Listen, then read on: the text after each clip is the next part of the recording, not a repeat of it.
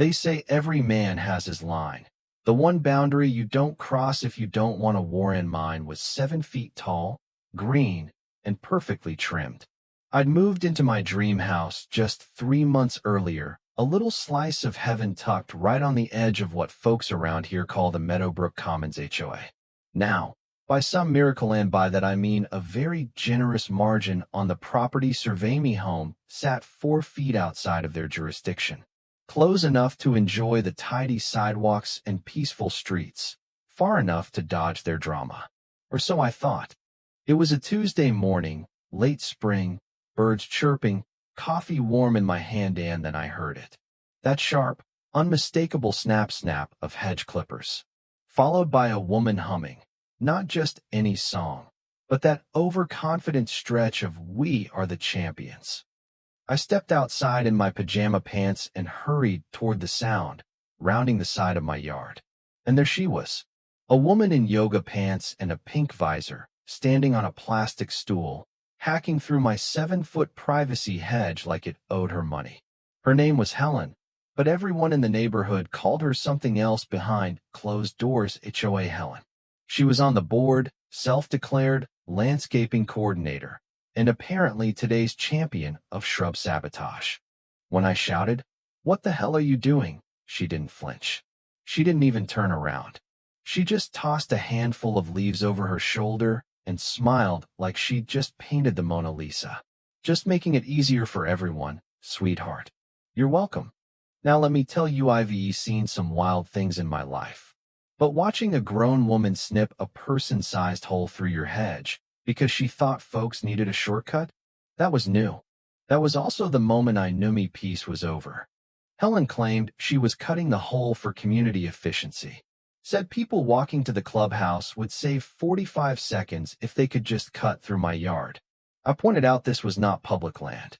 She waved her clipboard and said, "I have verbal permission from the HOA president." "Then get a written one," I told her, "and get off my property." She muttered something about how new neighbors never understand the vision. The next day, I patched up the hedge with fast-growing branches and set up a motion camera, just in case. And wouldn't you know it, 2:47 a.m., the camera caught her. Bathrobe, slippers, dragging a 6-foot ladder, and trimming my repairs like it was the topiary finals. She even posed for the camera and mouthed, "Nice try." I called the police. The officer was polite, but said unless she chopped down a tree, it wasn't substantial enough for prosecution. Suburban mischief, he called it. I wasn't amused.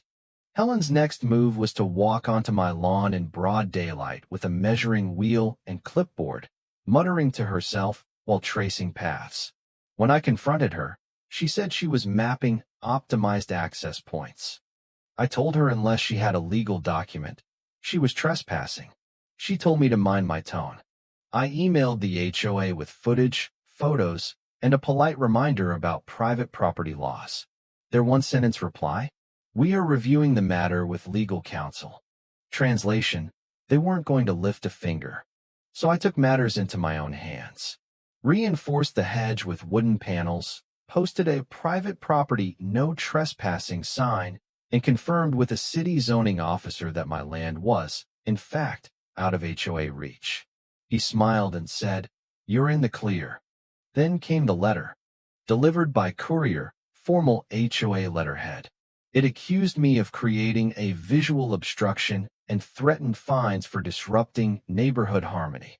It even included photos taken from within my property. That was the bluff I decided to call. I replied with my survey, zoning paperwork, and a note. Future correspondence may be directed to my attorney. The next morning, someone egged my mailbox. That night, my backyard mic picked up Helen screaming on her phone, "If that man doesn't tear down that green monstrosity, I'll do it myself." I backed up the audio and sent it to a lawyer friend. He chuckled and said, "Want help drafting a cease and desist?" I said no. I wanted something better. That morning, sipping my coffee and looking at the hole in my hedge, an idea hit minute. Just a patch, not just a wall. Iron. 10 feet tall, sleek, black, and majestic. Something Helen couldn't cut, couldn't climb, couldn't even complain about without choking on her own sense of control. I drove across town to an ironworks shop and met Lucas, a man who looked like he forged swords for a living. When I told him I needed something not just strong, but HOA proof, he nodded solemnly. I get that a lot, he said. Back home, I designed a wrought iron fence ornamental, but impenetrable. Pointed caps, decorative lattice, self-closing gate, solar lighting. The city signed off on the permits with barely a glance. 3 weeks later, the first truckload of iron arrived. As the welders unpacked the ornate panels, I watched from my porch as Helen stormed across the street in her bathrobe and oversized sunglasses. You need to stop this right now, she barked at the workers. They ignored her. She turned to me, seething. You're putting up prison bars now. I handed her a laminated folder: permits, surveys, approvals. She flipped through them like they were ancient ruins. Unlike your clippers, I said, this is legal. The fence went up inch by inch. Neighbors watched. One even brought me wine and whispered, we've all wanted to do this for years. Helen, meanwhile, took photos, made calls, even held a backyard HOA meeting complete with lemonade and folding chairs. I watched from my window with popcorn. Then she tried to climb the fence. Slipped, got stuck, and had to be rescued by firefighters. A neighbor caught it on camera and posted it online. Title: Iron Helen's Great Escape. It hit 20,000 views by morning. Her final trick? She filed a forged petition to retroactively ban tall fences. Problem was, half the signatures were fake, including one from a neighbor who'd been dead for a year. My camera caught her filling out the petition under flashlight. I submitted everything to the city. She was fined, cited, and barred from all HOA duties. The board formally apologized and overhauled its leadership. I threw a party, called it Fence Fest, hired a jazz trio, a food truck, and had cakes shaped like iron bars. Helen watched from her window, bitter and silent. Now, the fence is covered in climbing roses. There's a bench where I sip coffee every morning. Strangers stop to take photos. A couple moving in recently asked if I was the guy with the famous fence. I said yes. They said, thank you for standing your ground.